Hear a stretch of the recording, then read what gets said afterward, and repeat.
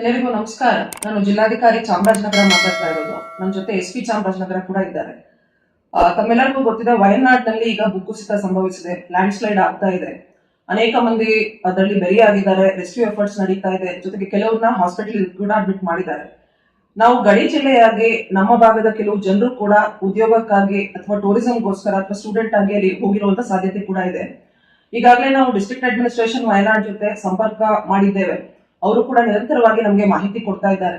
Additionally ನಾವು ಒಂದು team headed by tahsildar ಗುಂಡ್ಲುಪೇಟ್ ಕೂಡ 2 ಟೀಮ್ಗಳನ್ನ ನಾವು ವಯನಾಡ್ಗೆ ಕಳಿಸ್ಕೊಟ್ಟಿದ್ದೇವೆ. ಅಲ್ಲಿ ಕೂಡ ರೆಸ್ಕ್ಯೂ ಎಫರ್ಟ್ಸ್ ನಲ್ಲಿ ಏಡ್ ಮಾಡುವಂತದ್ದು, ಮೇನ್ಲಿ ನಮ್ಮ ಜಿಲ್ಲೆಯ ಜನರು ಯಾರು ಸ್ಟ್ಯಾಂಡರ್ಡ್ ಇದ್ದಾರೆ ಅವರು ಮಾಹಿತಿ ಕಲೆಕ್ಟ್ ಮಾಡಿ ನಮಗೆ ಮಾಹಿತಿ ಕೊಡೋದಕ್ಕೆ. ಸೊ ಯಾರು ಜನರು ಗಾಬರಿ ಆಗ್ಬೇಕಾಗಿಲ್ಲ. ಜಿಲ್ಲಾಡಳಿತ ಪೂರ್ತಿ ಸಿದ್ಧತೆ ಮಾಡಿಕೊಂಡು ನಿಮ್ಮ ಒಂದು ಪ್ರೀತಿಯ ಮನೆಯವ್ರನ್ನ ಕರ್ಕೊಂಡು ಬರೋದಕ್ಕೆ ನಾವು ಕೂಡ ನಿರಂತರ ಪ್ರಯತ್ನದಲ್ಲಿದ್ದೇವೆ.